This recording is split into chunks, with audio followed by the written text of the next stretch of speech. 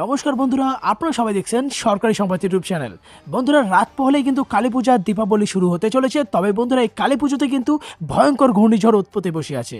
হ্যাঁ বন্ধুরা, এই ঘূর্ণিঝড় 200 কিমি বেগে তীব্র বেগে আসছে আমাদের পশ্চিমবঙ্গ রাজ্যের দিকে। আর বন্ধুরা, ইতিমধ্যে কিন্তু আলিপুর আবহাওয়া দপ্তরের তরফ থেকে কয়েকটি জেলাতে রেড অ্যালার্ট জারি করা হয়েছে এবং সমুদ্র উপকূলবর্তী এলাকার মানুষজনগুলিকে কিন্তু একটা সুরক্ষিত স্থানে স্থানান্তরিত করা হচ্ছে। বন্ধুরা, আলিপুর আবহাওয়া দপ্তরের তরফ থেকে কিন্তু এটাও দাবি করা হচ্ছে যে এই শীতরাং ঘূর্ণিঝড়টা কিন্তু আমফান ঘূর্ণিঝড় যে মহামারী ছিল তার থেকেও কিন্তু 2 গুণ বেশি বিধ্বংসী, সাথে 2 গুণ বেশি শক্তিশালী হতে চলেছে। তো বন্ধুরা দেখুন, এই বিধ্বংসী ঘূর্ণিঝড় নিয়ে হেডলাইনে বড় বড় করে বলা হয়েছে যে কালী পুজোতে হতে চলেছে ভয়ঙ্কর ঘূর্ণিঝড় সাথে বৃষ্টিপাত।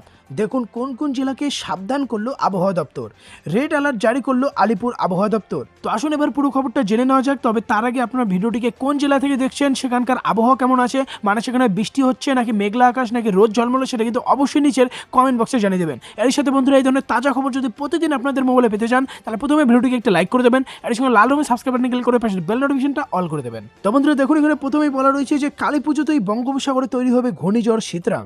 24 পরগনা এবং পূর্ব মেদিনীপুরে তুমুল ঝড় বৃষ্টি হতে পারে বলে আশঙ্কা। এহেন পরিস্থিতিতে দুর্যোগ মোকাবিলায় সক্রিয় হচ্ছে প্রশাসন। দীঘা, মন্দারমণি, শঙ্করপুর এবং 24 পরগনার সমুদ্র নিকটস্থ জেলাগুলিতে মাইকিং করে সচেতনতা প্রচার চলছে। বাসিন্দাদের নিরাপদ দূরত্বে সরে যেতে বলা হচ্ছে, প্রস্তুত রাখা হচ্ছে শিবির, মৎস্যজীবীদের সাবধান করা হচ্ছে। এরই সঙ্গে বন্ধুরা বলা রয়েছে যে অনেকটাই শক্তি বাড়িয়েছে আন্দামান সাগরে ঘূর্ণবাতের ফলে সৃষ্ট এই নিম্নচাপ, এমনটাই জানালো আলিপুর আবহাওয়া দপ্তর। বর্তমানে এই নিম্নচাপ উত্তর আন্দামান সাগর এবং দক্ষিণ আন্দামান সাগরের পার্শ্ববর্তী অঞ্চল এবং দক্ষিণ পূর্ব বঙ্গোপসাগরের উপর অবস্থান করেছে।